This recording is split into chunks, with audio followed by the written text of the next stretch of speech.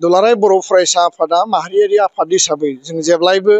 बर' हारिनि खौसेथि थामोनथा रैखाथिनि थाखाय हाबा मावबोदों आरो हारिनि आंखाल क्राइसिस हारिनि जेला माने क्राइसिसनि टाइमाव जुदि कल जेला हारिया खालामो बड'फाया जिखौ बुंदोंमोन जे बुहुमनि बर'फ्रा खौसे जानांगौ खौसे जों थांना थानांगौ गेरेमसा हारि दानांगौ जायखिजाया क्राइसिसनि टाइमाव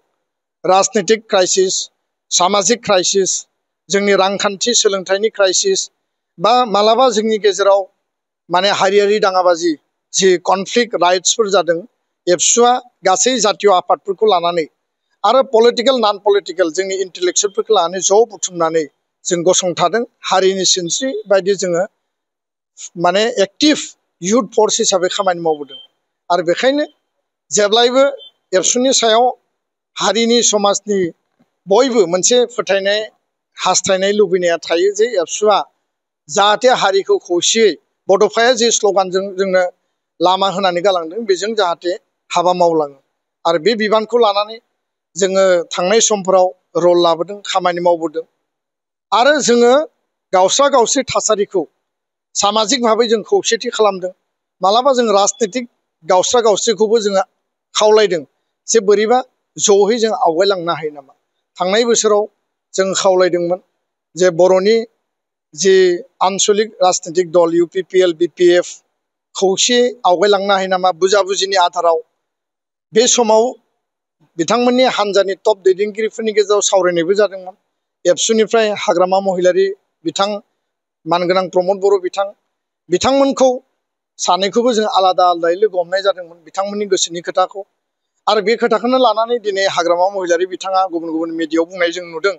जे दुलाराय बर' फरायसा आफादा आंजों सावरायदोंमोन आरो बिथांमोना मोनसे खोथा बुंनानै थांदोंमोन जे उननि समाव आरोबाव सावरायफिननाय जागोन नाथाय नभेम्बर डिसेम्बर 2024 बे सावरायनाया स्तब्ध जादों दा जों हास्थायो थांनाय 13 तारिखआव जोङो गासै बर'नि माहारियारि आफादफोरखौ जों ज' लिंनानै सावरायदों जे माहारिया बड'फानि आदर्शजों गेरेमसा माहारि दानांगौब्ला जों माहारिबाद जातीयताबादखौ लानानै जों आवगायलांनांगोन आरो 14 तारिखआव बड'फानि जि slogan live and let live बड'स अफ द वर्ल्ड इउनाइट माने बिल्डिं बड' एज भाइब्रेन्ट कमिउनिटि बे मोनथाम एजेन्डाखौ लानानै जोङो रड मार्च खालामदों जाहाथे सामाजिक स्तराव जों खौसे आवगायलांनो हायो राजखान्थि बिथिङाव गुबुन गुबुन दोलोआव दिनै बर'फ्रा दङ गोदोबो दङमोन दिनैबो दङ खिन्थु जोङो खावलायदोंमोन जे आनसलिक दलफ्रा ज' जानो हायो नामा गोदो मोननैमोन दा मोनथाम जाबाय राष्ट्रीय दलावबो बर' दैदेनगिरिफ्रा दङ दा ज' मारै जागोन माब्ला जागोन बे खोथाया निर्भर खालामगोन गावबा गाव हान्जानि टप दैदेनगिरिफोरनि सायाव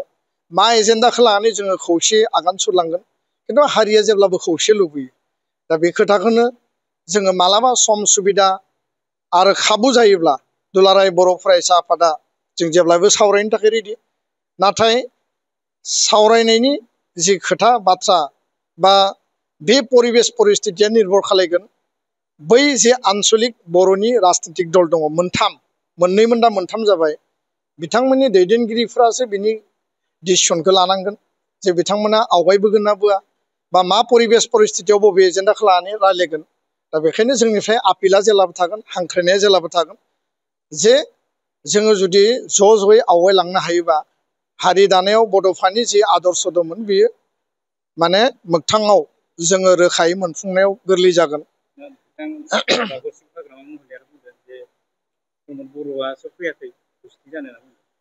दा बेबायदि बुंलायनाया जेब्लाबो थायो